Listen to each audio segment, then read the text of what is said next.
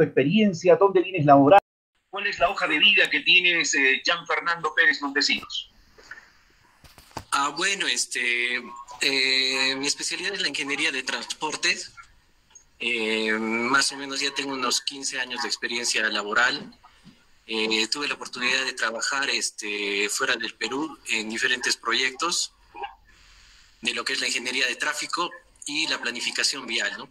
Dentro de ello, algunos planificaciones de aeropuertos, intercambios viales y también proyectos también regionales, ¿no? Como lo que son los planes de movilidad urbana dentro del Perú. Y bueno, también haciendo la docencia y consultoría también de proyectos viales.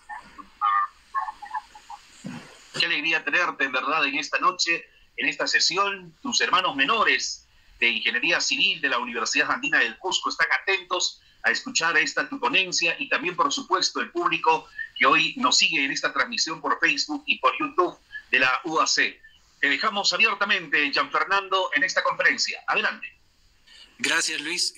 Voy a compartir mi pantalla para poder poner la exposición. Bien. ¿Qué es la micromovilidad? Este es el tema que nos trae hoy día y dónde encaja dentro de lo que es la planificación. Básicamente, los institutos de transporte y políticas del transporte definen la micromovilidad, ¿no?, como un conjunto parte de todo lo que es la movilidad urbana y de lo que son redes viales. Aquí, como podemos observar, ya se han aplicado en muchos sitios del mundo, en muchas ciudades, ya se están reconstruyendo las calles para poder hacer uso de las bicicletas y de los scooters eléctricos, ¿no?, como opción y como respuesta de las personas para evitar la contaminación por el COVID. Entonces tenemos básicamente, vamos a ubicar qué es la micromovilidad dentro de lo que son políticas de desarrollo sostenible, en un primer nivel. En un segundo nivel, planificación urbana sostenible, ¿no? En el tercer nivel, proyectos de movilidad sostenible.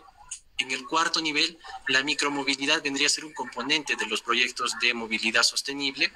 Y finalmente tendríamos la movilidad sostenible como una reacción ante el COVID que se ha potenciado a raíz de esto, pero cuyo origen es la planificación sostenible, la planificación del transporte sostenible.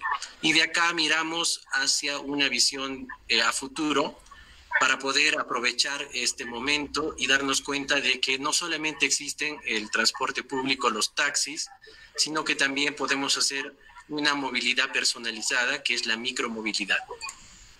Bueno, entonces, todo esto de la micromovilidad está dentro de un entorno denominado el sistema intermodal.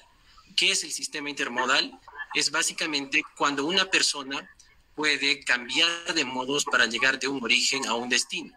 Puede utilizar su autobús, puede utilizar su vehículo propio, llevar su scooter o llevar de repente una bicicleta, cambiar de modo, subir a un bus en el cual le permita tener esta bicicleta o este scooter, y finalmente hacer un último viaje, ¿no?, con este medio y llegar a su destino y hacer el retorno de la misma manera.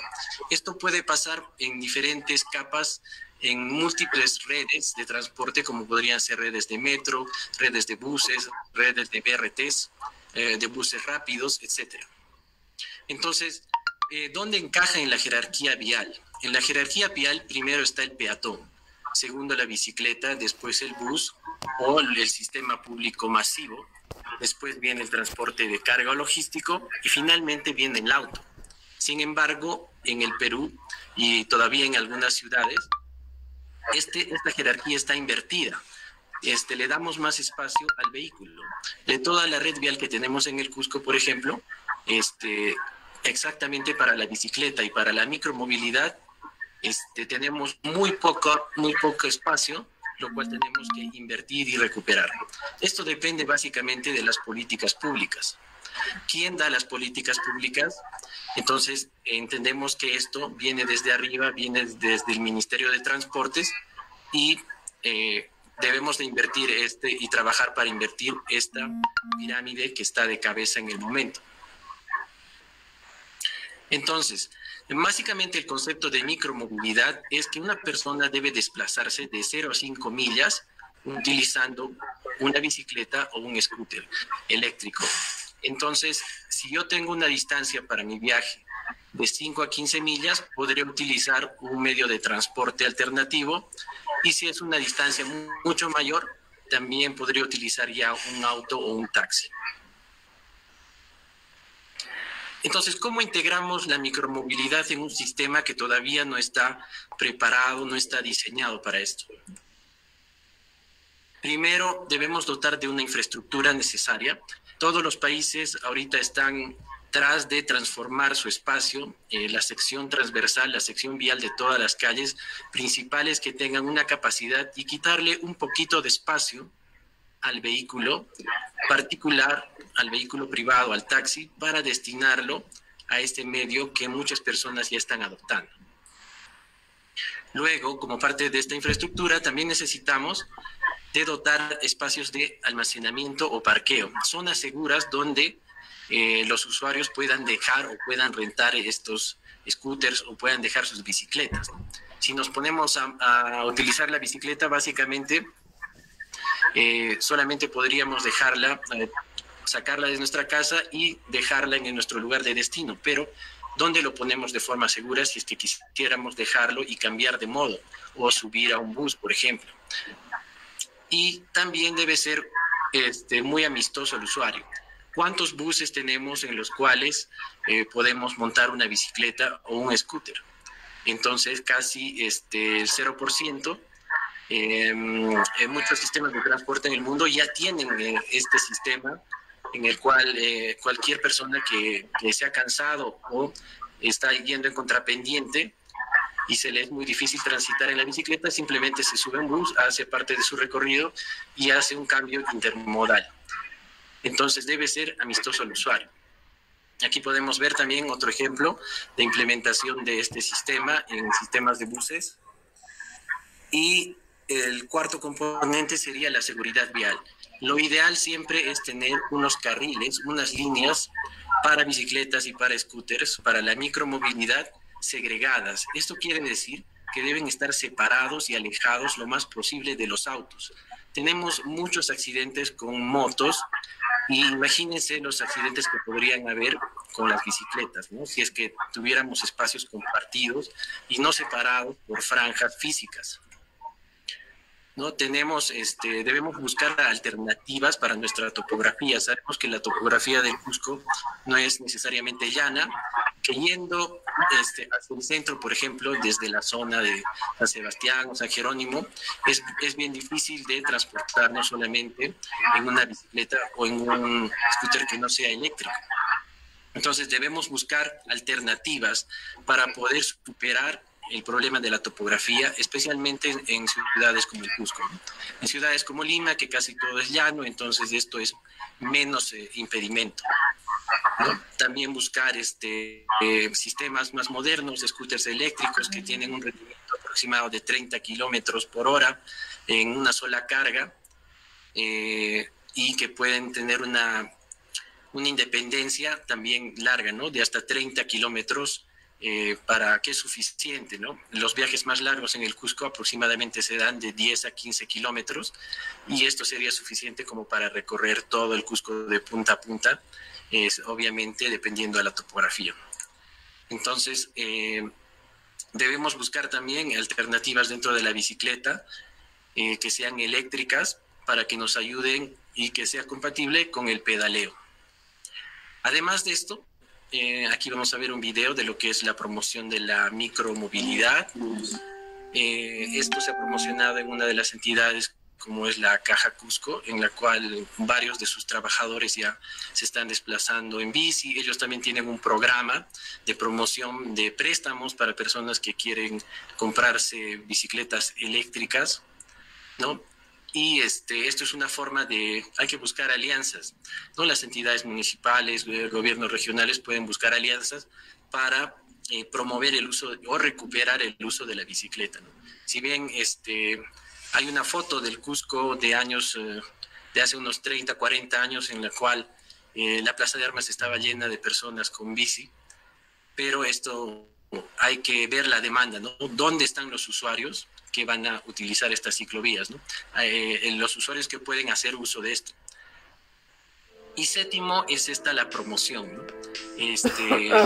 ¿Cómo captamos más gente para poder utilizar la micromovilidad? Si no existe, por ejemplo, ¿no? Entonces hay que darles espacios suficientemente seguros, demarcados, una infraestructura en la cual el usuario se sienta totalmente protegido. Veamos este ejemplo, ¿no? En el cual se tiene a la Municipalidad de Lima en el programa Trabajar en Bici. Esto está siendo promovido bastante en la capital. Entonces, aquí dan, por ejemplo, se dan bonos o cierto tipo de beneficios a los trabajadores que están yendo en bicicleta, ¿no? Esto se ha promovido incluso mucho antes del COVID. Ahora veamos un poco de lo que es la micromovilidad en el mundo y luego un análisis en el Perú y en el Cusco. Estos son los países más desarrollados de la micromovilidad durante un tiempo de crisis.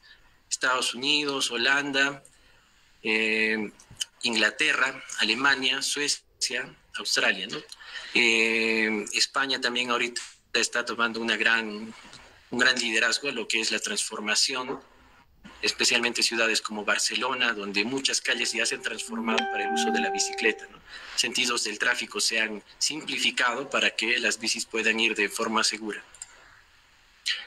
Veamos, en Lima se tiene una red, ¿no? Esta es una red en Barcelona, más o menos de 21 kilómetros nuevos, ¿no es cierto?, para bicicletas y 12 kilómetros nuevos para peatones. Esta es la parte de la reformulación de la sección vial que se ha dado en esta ciudad española, en la cual ya se están haciendo, esto se está volviendo en una infraestructura física, no solamente una demarcación temporal, sino ya va a convertirse en una infraestructura física que va a quedar para años posteriores, que era mirar al futuro. Veamos cómo está este tema en Lima, dentro del Perú. Ya tenemos, en Lima ya existe cierta infraestructura gestionada en años pasados, con fuerza desde los años 2016, 17, 18, en los cuales se han hablado bastante de lo que es la movilidad sostenible, el transporte sostenible. Aquí tenemos algunos números y algunos distritos que son líderes en lo que es micromovilidad: San Isidro, Miraflores, Barranco, Surquillo, ¿no? Algunos más completos como Miraflores, que tienen bici, scooters, ¿no?, y scooters eléctricos. Y tienen programas, ¿no? Por ejemplo, City Bike de Lima, ¿no?, el programa Green, el programa Moyo, que son programas ya de empresas particulares que están invirtiendo en lo que es micromovilidad. O sea, los municipios han buscado alianzas debido a que tienen restricciones económicas o están buscando que personas particulares puedan invertir en lo que es micromovilidad. Podemos ver que los scooters eléctricos en Lima nos ahorran 50% en tiempo, pasando por sectores donde hay mucho tráfico, mucha congestión, muchas colas, y también nos dan ahorros en lo que es el costo de los pasajes. Movo y Miraflores firman el primer convenio de micromovilidad en el Perú, ¿no? Esta es la relación entidad pública con entidad privada o inversionista. Esta empresa ya dota de scooters eléctricos a las personas que quieran rentarlo, ¿no?, y que están yendo a través de corredores viales importantes y que han mapeado cuál es la demanda de origen y destino y han puesto sus instalaciones dentro de ese marco de origen y destino para poder servir a las personas, y estos usuarios, bueno, se ven beneficiados. Plan piloto para la movilidad ante la presencia del coronavirus. Es una de las intervenciones de la Municipalidad de Miraflores, en la cual se ha hecho una demarcación temporal, una reestructuración temporal de lo que es la sección de la vía. Acá podemos ver usuarios que ya están yendo, ocupando casi el 50% de la sección vial, que es importante, ¿no? Luego tenemos Miraflores implementará vía de micromovilidad segregada en Malecón. Entonces ellos ya están yendo un poquito más allá, no solamente se está señalizando el espacio de cuál va a ser la sección que va a estar destinada a los usuarios de bici y a los de scooter, la micromovilidad, no, que está quedando una infraestructura, no, que a futuro se puede analizar como una infraestructura permanente.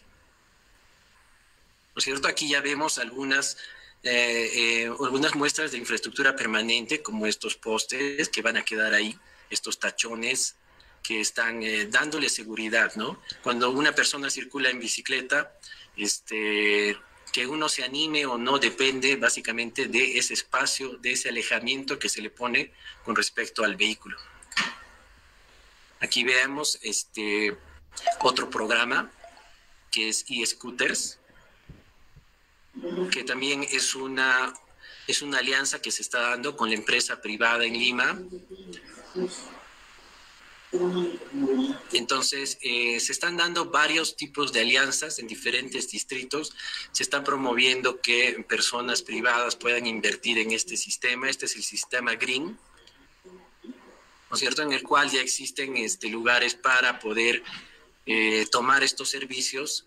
Esto funciona como un app, por ejemplo. Uno llega con su celular, desbloquea el scooter eléctrico y empieza a hacer uso de esto está ligado a una tarjeta de crédito que hace el débito inmediato. Entonces, esto ni siquiera necesita un operador para que esté ahí asignando las unidades a los usuarios, ¿no? El COVID-19, la movilidad y el teletrabajo. ¿Cómo se vincula entonces el COVID a este sistema de micromovilidad que ya era parte de un sistema de transporte sostenible? 46 kilómetros de ciclovías temporales que ya se han ejecutado en Lima, Avenida Arequipa, Prolongación Tacna, una serie de corredores viales que han sido identificados y que obviamente están mapeados en función de la necesidad de desplazamiento, en este caso longitudinal, en la ciudad de Lima. Micromovilidad. Del COVID-19 ha desatado el potencial de la micromovilidad. Entonces, lo que ha hecho el COVID es básicamente acentuar esto que estaba viniendo un poco lento, un poco pausado, y ahora se está pensando ya en ser constituido y de que la micromovilidad tenga un espacio físico asignado, que no sea solamente temporal. Entonces vemos que en el Cusco aquí ya hay algunos usuarios que están yendo en scooter por calles que todavía están siendo demarcadas o faltan demarcar. Ya existe una iniciativa de las personas, ¿no? Personas que están adquiriendo bicis y scooters eléctricos porque se dan cuenta de que con una bicicleta tradicional es difícil de recorrer las calles del Cusco, que tienen una topografía de subida y bajada. Entonces, ¿qué nos dice el diagnóstico de la infraestructura vial para la micromovilidad en el Cusco? Tenemos aproximadamente 6 kilómetros de ciclovía a lo largo de la prolongación de Avenida de la Cultura, 1.2 kilómetros en la prolongación de Avenida Velasco Astete y una implementación nueva en la vía de evitamiento. Y vamos a ver que esta es la única infraestructura que existe. Es una infraestructura trunca, incompleta y que debe ser llevada a un nivel ya de una red vial integrada, especialmente por las vías arteriales del Cusco, que son las vías de mayor capacidad. Aquí hemos hecho un recorrido por la ciclovía de la avenida Vía de Evitamiento, la cual vamos a ver cómo está siendo utilizada, ¿no? Hay vehículos que están bloqueando, vehículos estacionados, hay mecánicas, hay materiales que están ahí bloqueando, personas que han destruido los espacios físicos, desmontes, ¿no? Muchos espacios de ciclovía han sido utilizados básicamente como estacionamientos de los vecinos. Esto porque se ha concebido de que este espacio de ciclovías esté a la derecha y no tenga un sardinel o una segregación propia. Entonces, de esto se aprovechan los autos y los vecinos locales para convertirlo en un estacionamiento. Obviamente, ellos no lo consideran una ciclovía, sino un espacio propio, ¿no? El usuario, el dueño del lote, de fachada, tiende a pensar de que es dueño también del espacio de estacionamiento, siempre que no se le diga lo contrario. Entonces debemos de generar las políticas para poder reformular este espacio, esta sección vial, o simplemente tomar la decisión de eliminar estos estacionamientos, contratar o hacer alianzas con el sector privado para que se lleven estos autos. Se pueden hacer convenios con personas que tienen espacios canchones o espacios para el recojo de estos autos a través de una política de prevención y de fiscalización, ¿no? Aquí podemos ver unos espacios donde no se respeta para nada, no, la ciclovía aquí no existe. Entonces, esto es a lo largo de todo el recorrido de esta ruta que se ha efectuado y que va uniendo gran parte de este nuevo sector urbano que se está desarrollando, que es la vía de evitamiento, ¿no? Vemos desmontes, vemos discontinuidad, vemos que se han utilizado letreros, ¿no es cierto?, que están... Y básicamente hay zonas en las cuales no se puede transitar, ¿no? Aquí vemos que en ciertas zonas se ha tenido que bajar de la bicicleta, como esta, y pasar caminando. Entonces, mucho de esto también se da en lo que es la avenida Velasco Astete.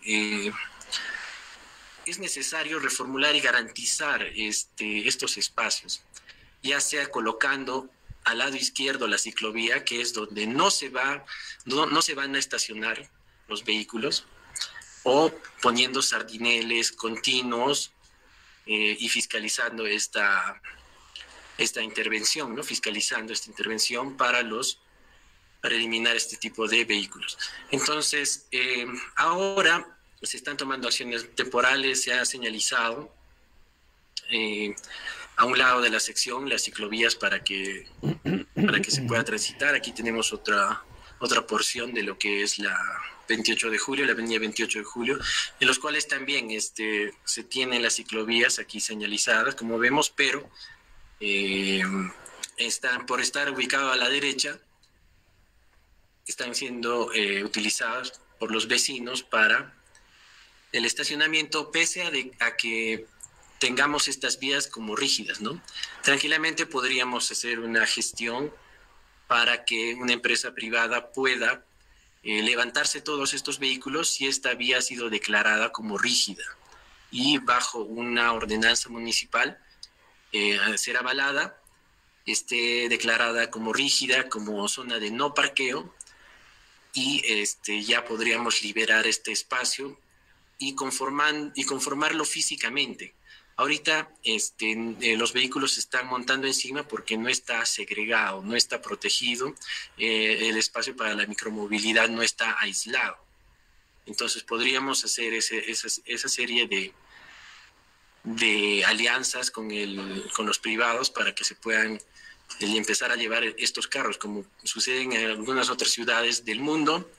Pueden hacerse alianzas para que empresas privadas con sus grúas se puedan llevar a diferentes depósitos y que se haga la liberación de estos espacios de la micromovilidad, ¿no? Se está invirtiendo recursos sobre esto, entonces hay que protegerlo, ¿no? Una forma administrativa de protegerlo es declarando estas vías rígidas. La forma funcional es teniendo a unas grúas ahí que se estén llevando y podemos generar ingresos con esto también, ¿no? Y también aquí vemos la prolongación de la Avenida de la Cultura, que ya ha sido demarcada para la micromovilidad. Se está compartiendo este espacio con los peatones. Entonces vemos cada vez más gente que está haciendo uso de el espacio que estaba destinado ya incluso años atrás. Incluso estas secciones tenían diferentes materiales ya especificados, una para peatones, otra para ciclovías, ¿no? Aquí vemos que el usuario se siente más protegido en una zona que está debidamente marcada y aislada, ¿no? Separada, segregada físicamente. Vamos a ver diferentes tipos de propuestas. Este es el tipo de señalización compartida, ¿no? Tiene una funcionalidad baja del 30%. La segunda propuesta es un carril no segregado de una funcionalidad del 50%, ¿no? Aquí yo me siento un poquito más seguro que no me van a poder pisar o arrollar, el vehículo me va a respetar porque está totalmente demarcado, ¿no? Incluso con colores que asientan y que dan una propiedad del espacio. Tenemos otra propuesta con funcionalidad al 80%, ya separado con barreras físicas, y esto nos da una mayor funcionalidad, y al estar pegado a la berma, ¿no es cierto?, a la berma interior, no tendríamos problemas con los estacionamientos, que siempre se dan al lado derecho de la circulación. Aquí, por ejemplo, en Lima se ha hecho una especie de carril segregado, bastante señalizado y visual, ¿no es cierto?, y protegido, ¿no?, con estos pilares metálicos que se ven a lo largo de la ciclovía. También con una funcionalidad del 80%. Entonces se puede hacer a un lado derecho o izquierdo, pero hay que protegerlo, hay que darle la segregación y, ¿no es cierto?, la señalización adecuada para que suba esta funcionalidad. Esta es la funcionalidad al 100%, pegada al sardinel, pegada a la berma central, a la berma interior, en la cual ya no tendríamos ninguna interacción con vehículos estacionando, ¿no? El usuario está totalmente libre, está protegido. Hay barreras físicas que son esta especie de barreras plásticas que se ha colocado a lo largo de toda esta vía en Lima. Entonces esto constituiría ya una propuesta muy segura y ya podría quedar hacia el futuro, ¿no?, como infraestructura para los ciclistas o cualquier persona que quiera hacer uso de la micromovilidad.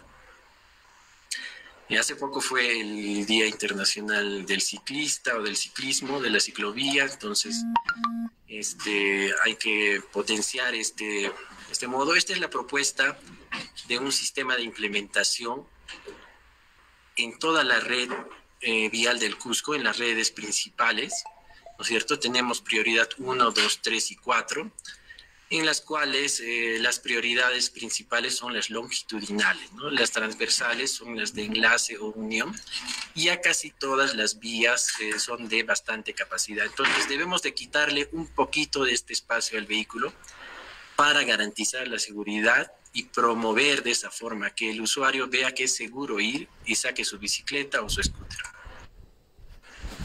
Más allá del COVID. El COVID es algo temporal, va a pasar, pero veamos cómo puede potenciar, cómo puede ayudarnos a recuperar este espacio y generar una sección propia.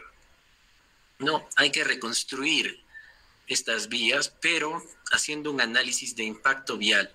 ¿Esto qué quiere decir? Considerar todo el tráfico normal, porque va a pasar la pandemia y luego el tráfico va a volver a lo que era antes, ese alto tráfico con congestión, y vamos a ver cuánto sería el impacto de quitarle ese espacio, ¿no? Esos 2 metros quizás, o 2,5 metros, para que funcione bien en dos sentidos, ¿no?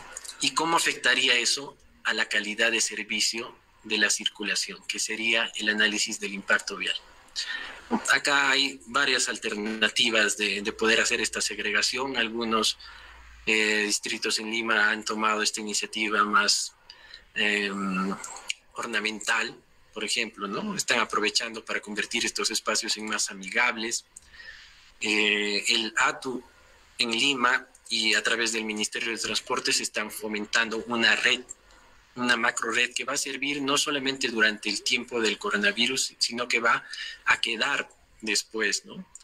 Esto va a unir el 60%, 66% de establecimientos de salud coberturados, o sea, se ha mapeado, ¿no?, las zonas de demanda, los hospitales, los colegios, todas las zonas de trabajo, las zonas industriales, ¿no? Entonces se crea una red en función de un análisis de la demanda que existe para unirlas. Eso tendríamos que hacer en Cusco igual, mapear esta red y ver dónde están las zonas de demanda.